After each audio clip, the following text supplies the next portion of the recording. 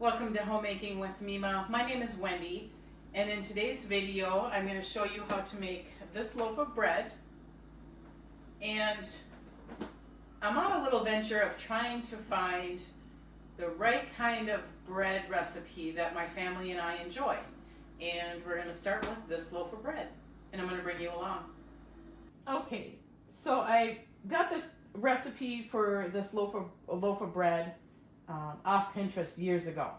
I don't have the rights to share it by writing it, putting it in the description, but I can tell you what's in it. It calls for bread flour, salt, yeast, sugar, oil, an egg, and I'll have water as well. So pretty simple ingredients. It calls for 3.5 cups of bread flour, a half a cup extra if needed, depending on your humidity that day, 1.5 teaspoons of yeast, a cup of flour at 110 degrees temperature, 3/4 teaspoon salt, 1 egg room temperature, 2 tablespoons of sugar, and 2 tablespoons of oil. So that is it. I've never made this recipe before, so we're going to try it out. I'm trying to try out some of the recipes that I had written down so I can go through them. If they're good, then I'm going to keep them. If they're not, then I'm going to get rid of them. And I'm also going to use, it's called USA pan. I believe it's called a Pullman pan. And what it is it gives you more of a sandwich loaf type. You'll put the lid on, and I'll show you that when it comes to that time. And I did not purchase this off of Amazon or through the company. I actually found this at the thrift store. So yet again, another thrift store find. I am going to be using my KitchenAid for this with the dough attachment, as you see right there. I just don't have the strength in my arms and my hands to knead this. So I'm going to take advantage of technology. So I have my yeast and sugar in the bowl, and I'm going to add my warm water, and I'm going to wait for it to get real bubbly on top. Our hearts beat to the city streets. We began to feel the fire. Okay, so what you're looking for is you're looking for it to get like a foamy state, and then you'll know that it's active. I do use instant yeast, but I do this all the time because I just don't want to take that chance that the yeast isn't going to activate. And I just let it sit in the warm water with the sugar for about 8 minutes. Okay, so I'm ready to get this put together. So I just pre-measure my flours out, or my flour out, and I've got the salt with it as well. So I'm going to add the egg as well. Then get a spatula. I do have the fork here from the yeast. And it calls for 2 tablespoons of oil, and I've got this vegetable oil to use up.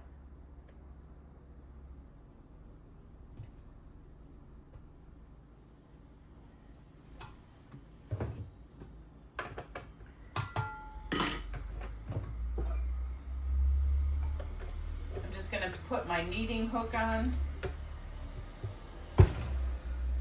Okay, so I've got my dough hook on my machine, and I'm going to turn it on and start getting it combined. And you don't ever want to go on a high speed. Don't go over, I think they say 4, which you're just going to have a mess anyway. Once you see that it has pulled 99% of the flour, it probably won't get any of this. And you feel it, and it's not tacky. So it's not over moist. You don't have to add any more flour. Now I'm going to set my timer for, I usually go about 6 minutes. That's all my poor machine can handle. So I'm going to let it continue stirring for 6 minutes, and that is the kneading process. So then I don't have to do it by hand.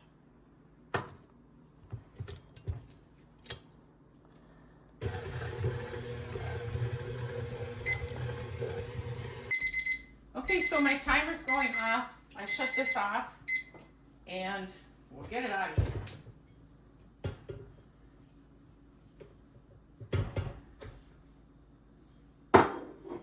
nothing stuck really to that. And I'll bring it over to the table and I'll show you what I do next. Okay, with clean hands, then you're going to bring this ball together. What you do is you just kind of tuck it into itself, form a ball. This dough actually feels more like a French bread dough recipe. It's not tacky.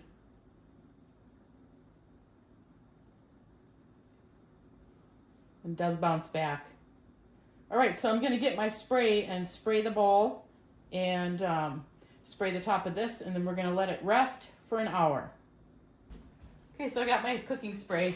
I just don't want it to stick when it rises.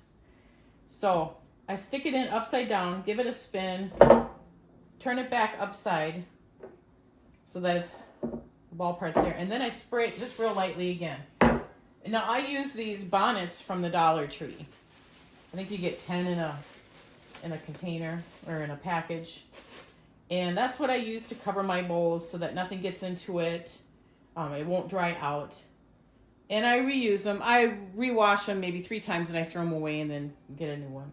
You can use saran wrap. You can use a damp like flour sack towel or kitchen towel. But now I'm going to put it into my oven that is not on, but I have my light on. And that's going to keep it in a warm environment so that it can rise, because it needs to rise and it needs to sit in there for an hour. That's what this recipe is telling me. So that's what I'm going to do.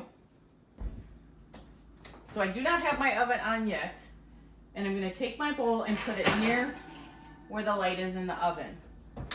And then just leave it there just like that for an hour. And I have the light on. So that's going to keep it at a warm environment. No drafts will get to it. It's a good thing to do in the winter time. It's not winter yet, but it is a cool day.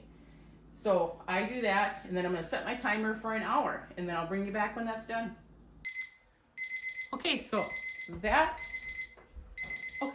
timer's gone off for an hour. I have preheated my oven. I'm following the directions. 375. And so what you want to do is when you look at the dough, it looks really good. Is you just want to punch it down, is what they call it. You're getting the air bubbles out of it. So I try to do as much as I can in the bowl.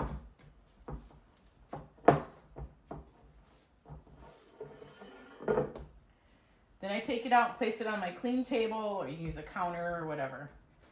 And I just continue pressing air bubbles out, because you don't want the air bubbles in your loaf of dough. I mean, if you get them in there, you get them in there.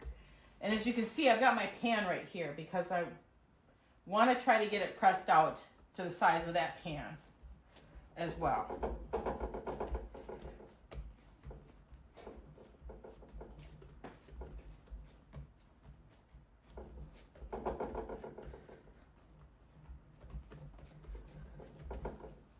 Then you're going to take the end towards you and you're going to roll it up tight.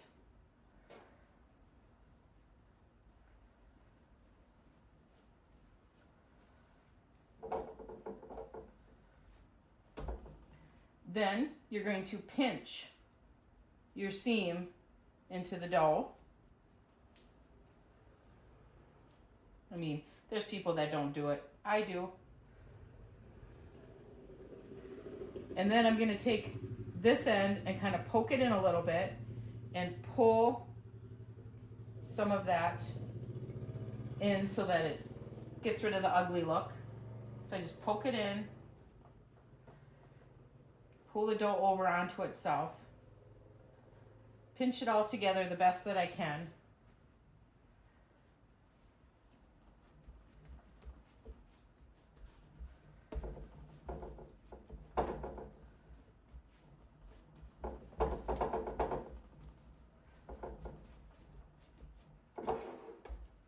I lightly sprayed my Pullman pan. Now, I have watched other people who have used the Pullman pan, and they say that you don't need to spray it. I just lightly spray it. And as you can see, it's going to fit in there just nice. So I put it in there. And on this lid, you've got one area that you can get it on. You can't get it on both ways. So you're going to take it,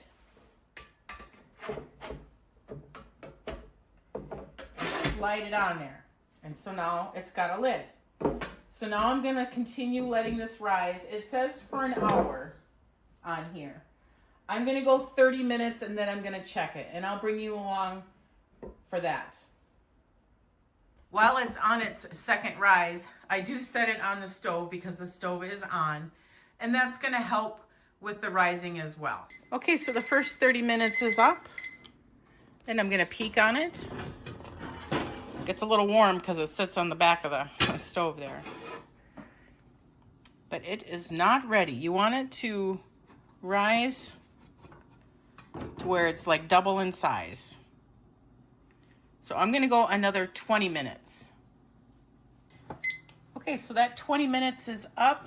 I'm not going to go the full hour because in a Pullman pan, you don't want it to over rise in the pan. So now I'm going to get it into the oven.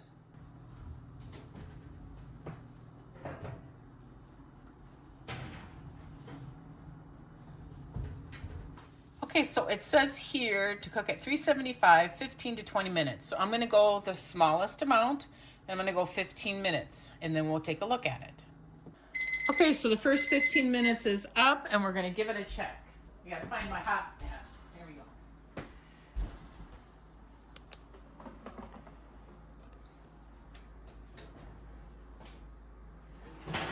I have a feeling it's not going to be done, but I'm going to peek at it anyway.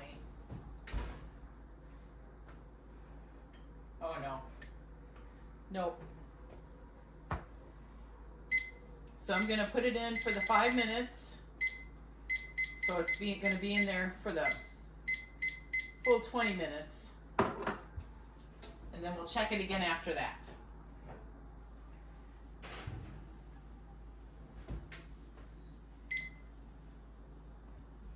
Okay, so the bread is done.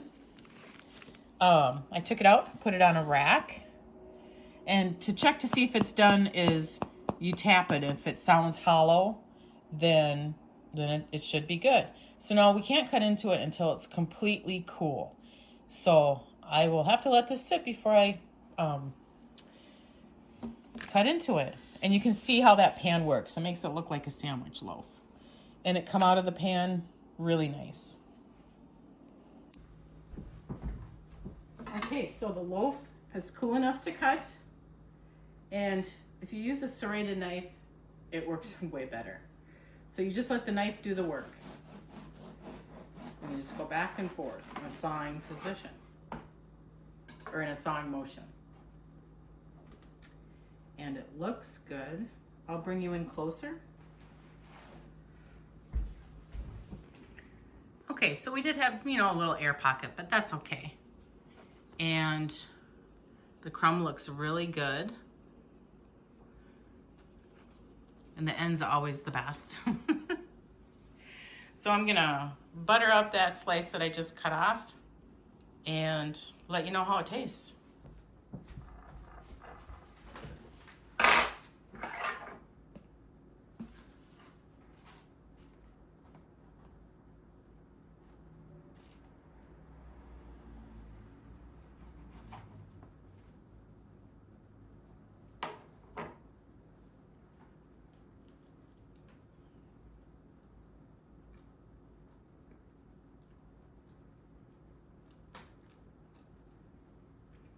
It's good.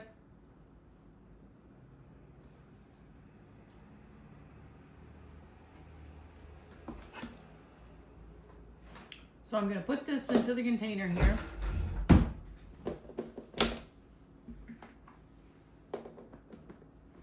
And that's how I store it.